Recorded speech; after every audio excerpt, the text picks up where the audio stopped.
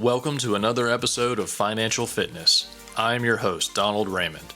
Today, we're talking about distractions.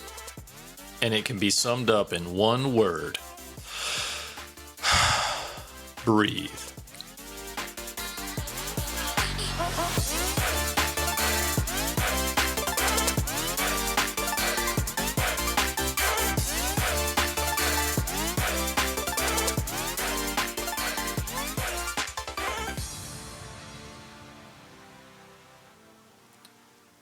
With Black Friday and holiday bargains upon us, this is a time when you have to remind yourself to take a breath. That's right. Just breathe. When you take that breath, you're going to find that it's that brief little moment you needed to realize that you're about to make a decision based on an impulse or a reaction to something that you just saw or heard. And because marketing is getting so sophisticated, you now believe for a moment this is something you need, or at a minimum, maybe something that you want. The buying is made so convenient that most times you find you've already made the purchase before you even had time to consider what it was you were buying. What are you going to do with that ultra-accurate 2-foot-long meat thermometer that is made to be mounted into a competition smoker that you don't have and used at a temperature range that your cooking equipment doesn't even reach? It's easy to find a good deal. They're out there every day, ripe for the taking. You can look anywhere and find a sale or an ad for something that you never even knew existed, and now it has your attention in a way that makes you feel you can't live without it. Until you have it. Then you never use it. It stays in its original packaging and ends up on the top shelf where it collects dust, ultra accurately, for years to come. Don't be fooled. Marketing has become incredibly elegant, and its ability to captivate an audience and convert a sighting into a purchase in record time is ultra impressive. Now, this is partially due to the convenience factor of being able to take payment and generate order fulfillment at record pace. Think about it. How easy is it to jump on an app, find something, purchase it, and have it shipped to your house in a day or two compared to just a few years ago? Ultra easy. Record pace. And it provides the user with the satisfaction of feeling like they just purchased a limited quantity of something, or an otherwise special edition that only a few people will ever have the opportunity to purchase, at least during the limited time offer. This sense of urgency creates a response, and that response is captured as a transaction where you trade your dollars for something you never even heard of before that moment. You've heard me say that we want to spend our money on purpose. And that requires an element of discipline to ensure that moments like this don't happen, or at least happen less often.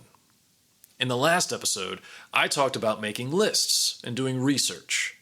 This all creates intentional time between the initial discovery of the products and the deals that are available, and then the action of purchasing the product. It's been well documented that if you give yourself a little extra time, then you will be much less likely to leave your path or change your focus from the plans that you had already set out for yourself. So for that reason, I'm going to say it one more time. Breathe. From now until the kids go back to school next year, you are going to be running on overdrive, trying to get everything done, everything ready, and everything purchased before the scheduled get-togethers during the rest of this year. And much of that time is going to be spent in constant motion as you move from store to store, website to website, app to app, looking for everything on your list. You need to prepare yourself right now, if you haven't already, for all the distractions that will come your way in the form of pushy salespeople, ads, pop-ups, specials, bulk stacked items that are right in front of the item that you're actually trying to get from the shelf in the store. And it's all very intentional. These items are put in your way on purpose. They're there to distract you. They will be competing for your attention and for your money. Remember that where your mind focuses, your wallet will follow. So stick to your plan. And when these things get into your view and directly into your path, just breathe. Take that extra little second. Breathe and refocus. And then check your list and your budget. Then continue. If you do this, I promise you that you will find everything you're looking for. And you will come home without all the extra stuff that you don't really need. And you won't have the buyer's remorse that goes with it. So I want to give you an example of something that happened to me personally. I got an Amazon reminder. I think it was an email reminder. Maybe it was a push notification that took me into an email or some other notification, but regardless, online retailer, and it was for a smart outlet that I was looking at online, and I had decided we needed it for one reason or another. So I had added it to a Christmas list, a shared Christmas list of items that people looking for gifts for me could visit and get an idea of some things that I was looking for or purchase a specific item from that list. So I had added this item to the list, but I got the notification as a form of a way to try to get me to purchase the item sooner or even potentially immediately. And as soon as that reminder popped up on my phone, I immediately headed out over to the checkout cart where it was already populated, ready for me to buy. And then I remembered, wait a minute, there is no reason for me to buy this right now. The only thing motivating me to take this action is the retailer. But they did it so effectively that my response was to go to the checkout cart, and I almost purchased it. But then I remembered. I took that little breath. I took a moment just to breathe. And I remembered that it was on my Christmas list and that I didn't need the item right away, and that if I bought it, then it would no longer be on the list, and if somebody looked at the list, they wouldn't be able to buy that particular item for me if they had chosen to. Or maybe somebody was going to, and I'd end up with more than I needed. So I almost fell into that trap. But I can tell you that almost without fail, if I remember to take a second and just breathe, I will resist the urge, and I will stay the course that was already in motion before the distraction of that sale or that notification came into view. So when we first started this idea in our house, the breath was more like a deep inhale that needed to last for weeks or even months before the urge would go away.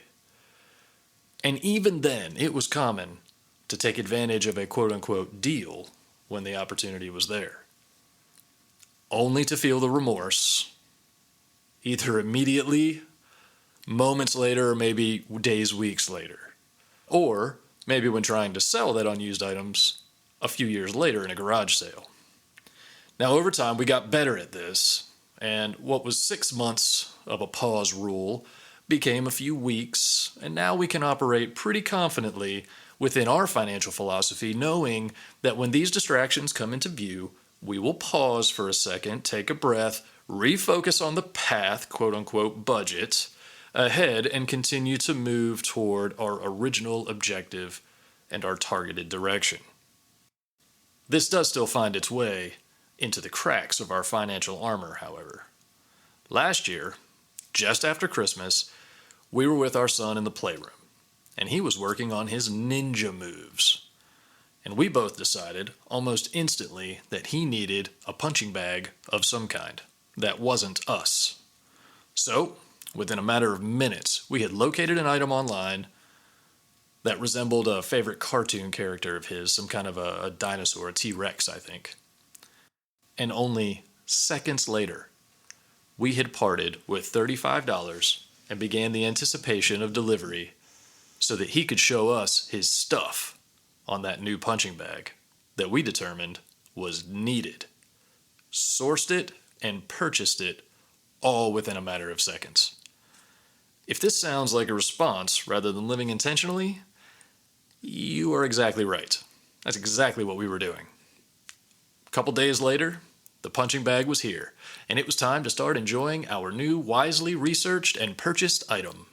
It was something I am sure you've all seen before, or have even had at some point in your lives. It was one of those inflatable, weighted at the bottom punching bags that would return upright after being hit so that the fun could continue.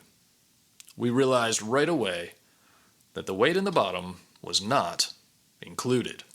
This was an effort to save on shipping, no doubt. So that's no problem. We inflated the toy anyway and let our son hit the bag with all his might. And as it went sailing across the room, we decided maybe a weight was needed after all. So, no problem. I took the punching bag outside to the sandbox. It was recommended in the instructions to fill the bottom cavity with sand, and that would provide the necessary weight, so that it would return upright after each hit. After half an hour of putting sand into the cavity for the weight of this punching bag, I had not made much progress. The opening was far too small to be able to put sand in. An hour, I still really hadn't made much progress. An hour and a half had gone by. I was starting to feel like maybe there was enough weight. Another 15, 20, 30 minutes, and I just gave up. There was enough in there to do something, so I took it back inside and returned it to my son so that he could, again, show us his moves, his ninja moves on the punching bag. He struck the bag, and it laid down flat. Didn't move as far, but went straight down and did not return back upright. So after consulting the instructions one last time, they suggested putting water in the bladder where the sand was in order to fill the rest of the volume and give the bag enough weight to return upright after each punch. Now I'm sure you can guess what happened next. The T-Rex finally stood up straight and tall and ready for his beating. A few punches later, we thought, this is fantastic. It was standing up proudly in the middle of the carpeted playroom and taking punch after punch from our son. And then came the final knockout punch, and the T-Rex was down for the count. Permanently this time. And now leaking water and wet sand into the carpet.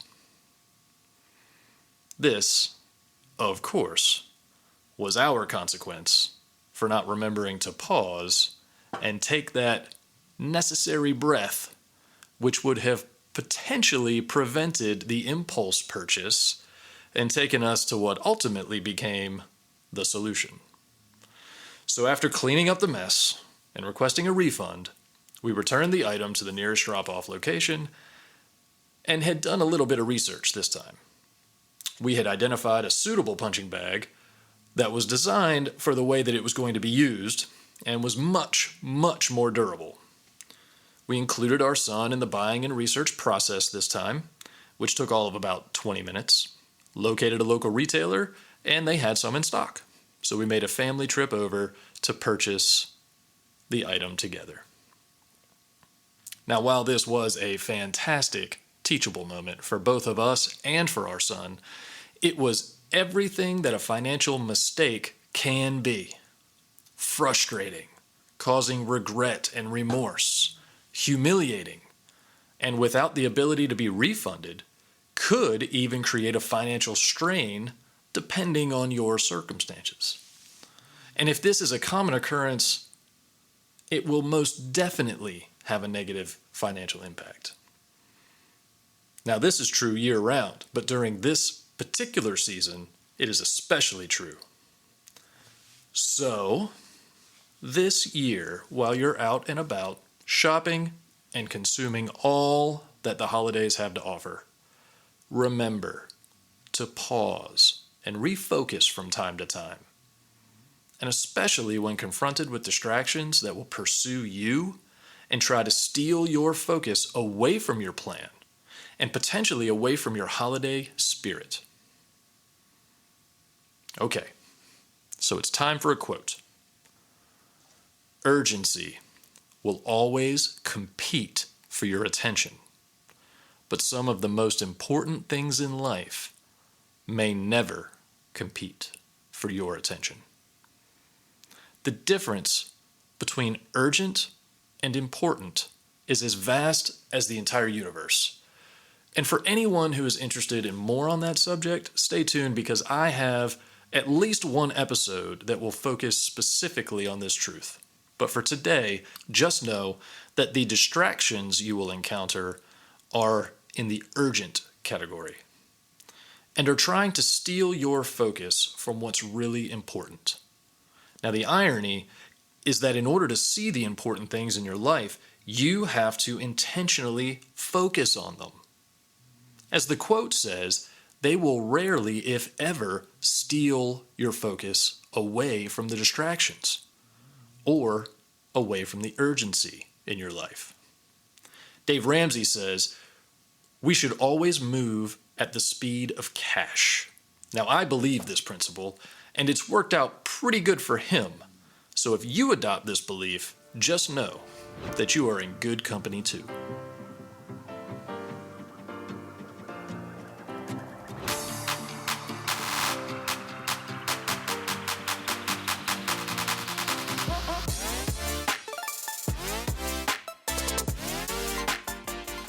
So the warning and the challenge today is to resist the distractions and the urgency in your lives and focus intentionally on what is important, truly important.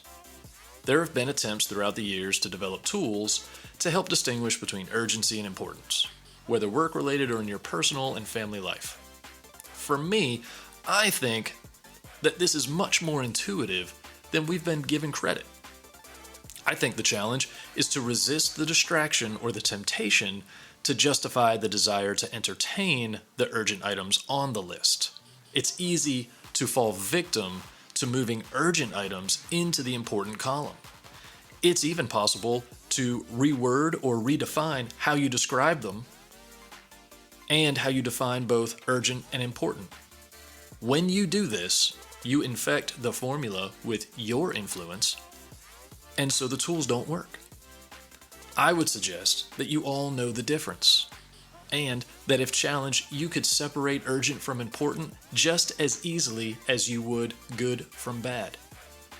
So that is the challenge. Use your good judgment and your natural intuition to start intentionally focusing on the important things in your life. And you will find that with time, urgency will fade into the background and become so infrequent that you wouldn't even have room for it in your life ever again. And when it does show up, you will be much better equipped to handle it and refocus on what's truly important. Have a Merry Christmas and a Happy New Year.